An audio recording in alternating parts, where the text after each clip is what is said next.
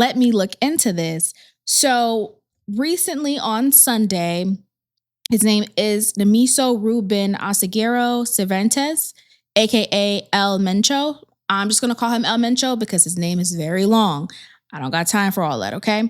Now, he is the leader of the Jalisco New Generation Cartel. The reports are kind of comparing him to like El Chapo, right? Like El Chapo, of course, we know his story, but now this is like our new El Chapo, and he was taken out by, like I said, the Mexican military or army on Sunday. And what happened is one of El Mencho's, I know I'm probably saying that so American, but whatever. One of his romantic partners, okay, gave intelligence or information to say, okay, this is where he's hiding out at. So they got their little operation together to go and get him. Now, when they got him, he got wounded, okay?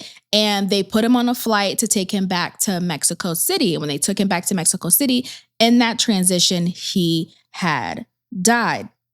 Now, it's so interesting because after that, it's been just pure pandemonium and chaos in Mexico. They've seen, cars being burned. The cartels are blocking certain roads. It was like 250 points around Mexico and about 20 Mexican states where they're just like wilding out, basically, right? And so with all that being said, my biggest question was like, okay, well, what was the goal of this? Of course, it's drug trafficking and everything like that.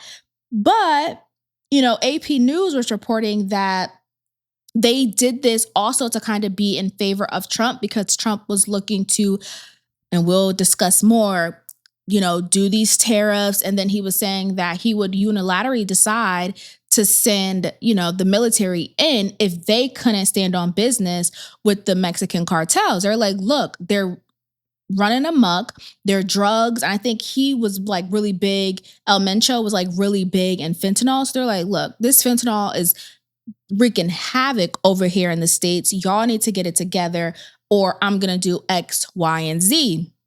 So they're like, no, you won't. We're going to stand on business and we're going to get this guy. And they did.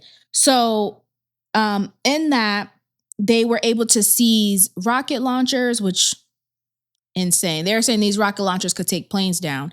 And it is reported that in 2015, I did read that they did take like a Mexican army plane down or something like that. Fucking crazy, let's be honest, okay? And also about 8 of their cartel members were killed.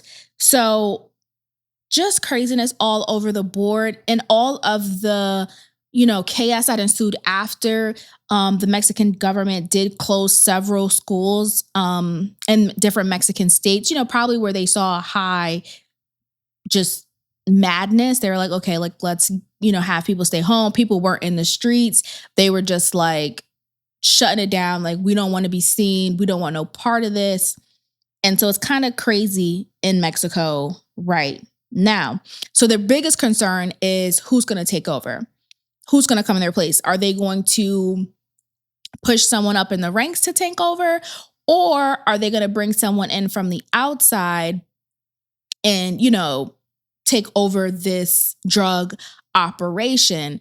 I feel like in the way that they're acting, they might, I don't know, speculation, right? They might just move someone up in the ranks because it seems like they're going crazy and no one is at the head. So they're all just acting out, right? That's what it seems like to me.